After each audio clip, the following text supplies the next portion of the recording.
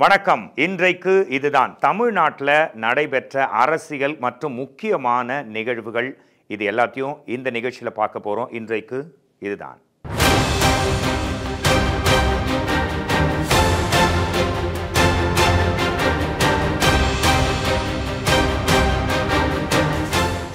பாமக அப்படின்னாலே ஒரே பரபரப்பு தான். ஆமாம், கடந்த பல மாதங்களாக ராமதாஸுக்கும் அவரோட பையன் அன்புமணிக்கும் இடையே மிக முக்கியமான சச்சரவு, திருப்பங்கள், குழப்பங்கள்லாம் இருக்கிற இந்த சூழ்நிலையில் பாமகவோட எம்எல்ஏ அருள் சேலத்தில் ஒரு துக்க நிகழ்ச்சியில் கலந்துட்டு அங்கிருந்து சேலம் நோக்கி போயிட்டு இருந்தார். அந்த சமயத்தில் பார்த்தீங்கன்னா அன்புமணி அவரோட ஆதரவாளர் ஜெயபிரகாஷ், அவர் யாருன்னு பார்த்தீங்கன்னா கிழக்கு மாவட்ட செயலாளர், அவர் தன்னோட ஒரு 50 பேரை கூட்டிட்டு வந்து பாமக எம்எல்ஏ அருள் மீது தாக்குதல் நடத்தியிருக்கிறாரு. இதில் 2 பேர் படுகாயம் அடைஞ்சிருக்காங்க. அது மட்டும் இல்லாமல் 6 கார்கள் சேதப்படுத்தப்பட்டிருக்கு.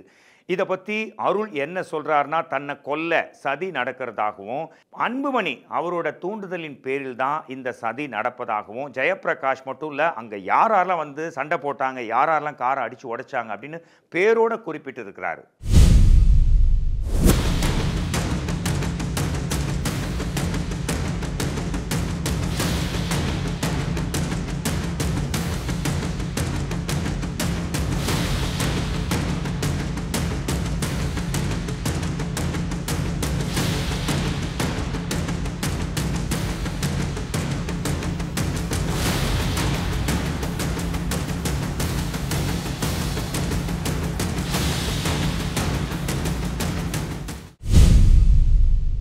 சேலம் மாவட்டத்தில் ஒரு பரபரப்பு சம்பவம் நடந்தது இல்லையா? எம்எல்ஏ அருள் அவர் ஒரு திடீர்னு கிளப்பி இருக்கிறார். அது என்னன்னு பார்த்தீங்கன்னா, முதல்ல என்ன சொன்னார், தன்னை கொல்ல சதி நடப்பதா சொன்னார், அதனால தான் தாக்கப்பட்டதா சொன்னார். அது மட்டும் இல்லை, இப்போ புதிய பகீர் ஒன்று அவர் கிளப்பி இருக்கிறாரு. என்னன்னு பார்த்தீங்கன்னா, பாமகவோட ராமதாஸ் அவரை கொல்ல சதி நடக்குது, நிச்சயம் இது உறுதியான தகவல் அப்படின்னு சொல்லியிருக்கிறாரு.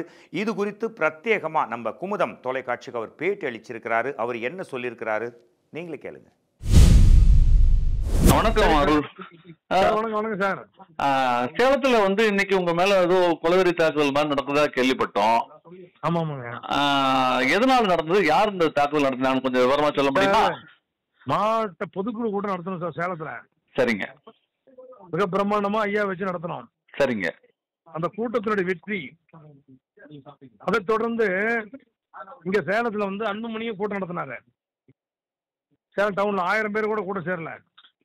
அந்த ஒரு பொச்சரிப்பு, அந்த ஒரு ஆத்தம், இதுதான் வந்து அவரை என் மேல தாக்குதல் நடத்த தோணுச்சுங்க. ஒரு தாக்குனது யாருன்னு சொல்ல முடியுங்களா? அன்புமணியுடைய ஆதரவாளர், அன்புமணியுடைய ஆளுங்க. குறிப்பிட்ட பேர் சொல்ல முடியுமா? ஜெயபிரகாஷ் ஒரு பையன், சடையப்பன், சங்கர், இந்த பசங்க தான் ஒரு 20 பேர். எல்லாமே தெரியும், எனக்கு பேர் தெரியும். சரிங்க. உங்களுக்கு வீடியோ கூட அனுப்பிச்சுடுறேன், கொஞ்சம் அனுப்பிச்சிங்கன்னா நான் என்னன்றதை பார்த்துக்கணுங்க. சரிங்க. இப்போ இன்னொன்னுங்க, இப்போ இந்த தாக்குதல் சம்பவத்துல போலீஸோட நடவடிக்கை எப்படி இருந்தது? நடவடிக்கை எடுப்பாங்கன்னு நம்புறேன். என்னன்னா, இதுக்கு முன்னாடி மாவட்ட செயலாளர் பச்சைமுத்து தாக்கப்பட்டாரு, செல்வம் தாக்கப்பட்டாரு, நடராஜன் தாக்கப்பட்டாரு. நாங்கள் எல்லாத்துக்கும் கம்ப்ளைண்ட், நானும் தாக்கப்பட்டேன். கம்ப்ளைண்ட் கொடுத்து இதுவரைக்கும் நடவடிக்கை இல்லை. இப்ப நடவடிக்கை எடுப்பாங்கன்னு நம்புறேன். ஒரு சட்டமன்ற உறுப்பினருக்கே பாதுகாப்புல நிலைமை இருக்குதுன்ற மாதிரி உணர்றீங்களா? நிச்சயமா. உங்களை தாக்குனவர்கள் வந்து பாத்தீங்கன்னா அன்புமணி அணியை சேர்ந்தவர்ன்றீங்க. என்ன இருந்தாலும் அவங்களும் உங்க சொந்தங்கள் தானே, உங்க கூட பயணிச்சவங்க தானே. பயணித்தாலும் அவங்க பாக்குற அன்புமணியை கூப்பிட்டு சொல்றாராம், அருளை கொல்லுங்கடான்னு. அருளை கூப்பிட்டு அன்புமணி சொல்லுடான்னு. அதனால வந்து அவங்க அன்புமணியை விட ஐயா அருளை விட அன்புமணி தான் முக்கியம். அந்த அடிப்படையில் பண்ணிருப்பாங்க. அவரு தான் பணம் கொடுக்குறாரு. பணம் அவர்கிட்ட தான் இருக்குது, எங்க பணம் இல்லையே.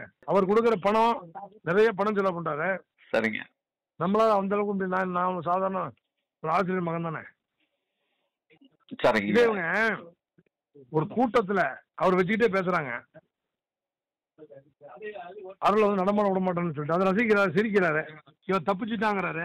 ஆரம்பத்தில் உங்களை வச்சு இப்ப தொடங்கப்பட்ட இந்த தாக்குதல் உங்க கட்சி நிறுவனர் தலைவர் அவர் மேல நீடிக்கிறதுக்கு வாய்ப்பு இருக்கா? நிச்சயமா அவரை கொல்ல பாக்குறாங்க சார். ஐயாவை கொல்லணும்னு நினைக்கிறாங்க. எப்படின்னா, தலைவாணி வச்சு மிதிச்சு ராமதாஸை கொல்லணும்னு சொல்லிட்டான் ஒருத்தன். அவனுக்கு வந்து பொறுப்பு போறாரு, மாநில துணை செயலாளர் பொறுப்பு போறாரு. அவர் பேருங்க வினோத் சுந்தரன் ஒருத்தன், கும்பகோணம். ஓ ஐயா கொல்லணும்னு பேசியிருக்காரு. இதுல வேற எதுவும் தகவல்கள் குறிப்பிட்டு சொல்லும்படியான தகவல் எதுவும் உண்டா? இதுல வந்து தூண்டுதல் பண்ண அன்புமணியை கைது செய்யணும். என் மீது கொலை நடத்த தூண்டிய அன்புமணியை கைது செய்யணும். சரிங்க. இன்னைக்கு பரபரப்பு தகவல், மிக முக்கிய செய்தி அப்படின்னா அது கோவையில் நடந்த மாணவியோட பாலியல் துன்புறுத்தல் தான். இது தமிழ்நாட்டை மட்டும் இல்லை, இந்தியாவையே உலுக்கி எடுத்திருக்கு. ஆக்சுவலாக என்ன நடந்தது அப்படின்னு பார்த்தீங்கன்னா, கோவை ஏர்போர்ட், விமான நிலையம் பக்கத்தில் ஒரு கல்லூரி மாணவி தன்னோட ஆண் நண்பரோட காருக்குள்ளே உட்கார்ந்து பேசிகிட்டு இருக்கும் போது குணா, காளீஸ்வரன், கருப்பசாமி அப்படின்ற 3 பேர் அங்கே ஆயுதங்களோட வந்து அவங்கள மிரட்டி அந்த ஆண் நண்பரை வெட்டி துரத்தி விட்டுட்டு அந்த பெண்ணை பலாத்காரம் பண்ணியிருக்காங்க. இது பற்றி தகவல் அறிஞ்சு போலீஸ்லாம் அவங்கள சிசிடிவி கேமரா 500க்கும் மேற்பட்ட சிசிடிவி கேமராக்களை கொண்டு கண்டுபிடிக்கும் போது அவங்க வெள்ளக்கோயில் அப்படின்ற ஒரு இடத்துல இருந்தாங்க. அவங்கள துரத்தி பிடிக்கும் பொழுது ஹெட் கான்ஸ்டபிள் ஒருத்தரை, தலைமை காவலர் ஒருத்தரை அந்த 3 பேரும் சேர்ந்து தாக்கி இருக்கிறாங்க. உடனே காவலர்கள் அந்த குணா, கருப்பசாமி, காளீஸ்வரனை நோக்கி துப்பாக்கிச்சூடு நடத்தி 2 பேரை 2 கால்லையும் ஒருத்தரை 1 கால்லையும் சுட்டு பிடிச்சிருக்கிறாங்க. அவங்கள தீவிரமாக என்கொயரி பண்ணும்போது அவங்க என்னென்னா, அவங்க எல்லாமே கட்டட தொழில் செய்யக்கூடியவங்க. அங்கே ஒரு வீடு எடுத்து தங்கியிருந்தாங்க. இதில் காளீஸ்வரனும் இன்னொருத்தரும் அண்ணன் தம்பிங்க.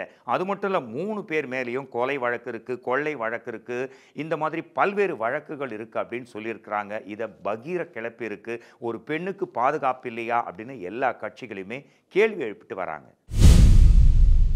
இந்த கோவை மாணவி பாலியல் துன்புறுத்தல் வழக்கில் 1 மாத காலத்தில் சார்ஜ் ஷீட், குற்றப்பத்திரிகை தாக்கல் செய்ய உத்தரவிட்டு இருக்கிறதா முதலமைச்சர் மு.க. ஸ்டாலின் தெரிவித்திருக்கிறார். அவர் என்ன சொல்லியிருக்காருன்னா, 1 மாத காலத்தில் இந்த வழக்குக்கான குற்றப்பத்திரிகை சார்ஜ் ஷீட்டை பதிவு செய்யணும்னு காவல்துறைக்கு உத்தரவு பிறப்பித்திருக்கிறாரு. அதை அவர் எக்ஸ் தளத்திலையும் பதிவிட்டிருக்கிறாரு. அது மட்டும் இல்லை, இந்த மாதிரி ஒரு மிருகத்தனமான ஒரு கொடூர செயல், எந்த ஒரு கொடுஞ்சொல்லை கூட பயன்படுத்தி அவங்கள நம்ம திட்ட முடியாது அப்படின்ற மாதிரி தன்னோட கோபத்தையும் அவர் அந்த ஆத்திரத்தையும் முதலமைச்சர் வெளிப்படுத்தியிருக்கிறாரு எக்ஸ் தளத்தில். மிக முக்கியமாக ஒன்றை குறிப்பிட்டிருக்கிறாரு. இந்த மாதிரி கொடூரமான மனிதாபிமற்ற மிருகத்தனம் கொண்ட ஆண்கள் இந்த மாதிரி பெண்களை துன்புறுத்தாமல் இருக்கணும்னா நம்ம தமிழ்நாட்டு பெண்கள் அனைத்து துறைகளிலும் முன்னேறி சாதனை படைக்கணும். அப்போதான் இந்த ஆணாதிக்க நிலை இருக்கிற ஆண்கள் இந்த மாதிரி கொடூர செயல்களில் ஈடுபடாமல் இருக்க முடியும் அப்படின்னு அவர் விரிவாக எக்ஸ் தளத்தில் பதிவு ஒன்று போட்டிருக்கிறாரு.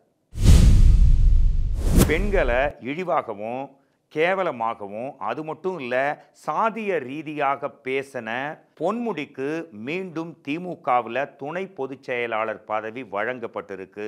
இது குறித்து அதிமுக கடுமையான விமர்சனங்களை எல்லாத்தையும் முன் வச்சிருக்காங்க.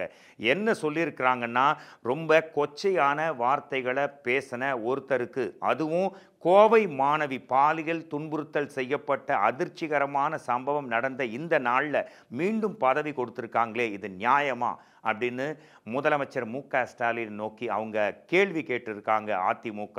அது மட்டும் இல்லாமல் திமுக அப்படின்றதே அவங்க ஒரு எனேபிள் பண்ணுற கட்சி. எதை எனேபிள் பண்ணுவாங்கன்னா, பெண்களை இழிவாக பேசிட்டாங்க, உடனே கட்சியிலேருந்து ஒரு பொறுப்பிலேருந்து அவங்கள எடுப்பாங்க, மீண்டும் 1-2 மாதத்துலேயே அதே பதவியில் அவங்கள உட்கார வைப்பாங்க. அதுதான் திமுகவோட ஃபார்முலா அப்படின்னு ரொம்ப காட்டமாகவே அதிமுக விமர்சிச்சுட்டு இருக்குது. அது மட்டும் இல்லாமல் திமுக பொறுத்த வரைக்கும் பெண்களுக்கு முழுக்க முழுக்க எதிரான கட்சி. பெண் சுதந்திரம், இந்த மாதிரி சட்டம் ஒழுங்கு, இது எல்லாமே இல்லாத ஒரு கட்சி ஆட்சி அப்படின்னு கடுமையாக தாக்கி தொடர்ந்து அறிக்கைகளை வெளியிட்டே வராங்க அதிமுக. மாதம்பட்டி ரங்கராஜ், கிறிசில்டா இவங்களோட பேச்சு அடிபடாத செய்தி சேனலே இல்லை அப்படின்னு சொல்லலாம். பிரபல சமையற்கலை நிபுணரான மாதம்பட்டி தன்னை கல்யாணம் பண்ணி ஏமாத்திட்டாரு. தன்னோட குழந்தைக்கு அவர் தான் அப்பா. முன்னாடி கூட ட்வீட் பண்ணியிருந்தாங்க, இந்த குழந்தை அவங்க அப்பா மாதிரியே இருக்குது அப்படின்னு. ஸோ இது கேஸ் ஆயிடுச்சு, கோர்ட்டு வரைக்கும் போயாச்சு. இந்த சமயத்தில் மாதம்பட்டி மேலே நடவடிக்கை எடுக்கணும் அப்படின்னு மகளிர் மற்றும் குழந்தைகளுக்கு எதிரான குற்றங்களை தடுக்கிற துணை ஆணையர், நம்ம கமிஷனருக்கும் துணை ஆணையருக்கும் 2 பேருக்குமே நோட்டீஸ் அமைச்சிருக்காங்க மாநில மகளிர் ஆணையம் என்னன்னா மாதம்பட்டி ரங்கராஜ் மேலே உடனடியாக நடவடிக்கை எடுக்கணும் அப்படின்னு அவங்க வலியுறுத்தி கேட்டு இருக்கிறாங்க. இன்றைக்கு இதுதான் நிகழ்ச்சியில் தமிழ்நாட்டில் நடந்த அரசியல் முக்கிய நிகழ்வுகளையும் பல்வேறு முக்கிய திருப்பமான செய்திகளையும் பார்த்தோம்.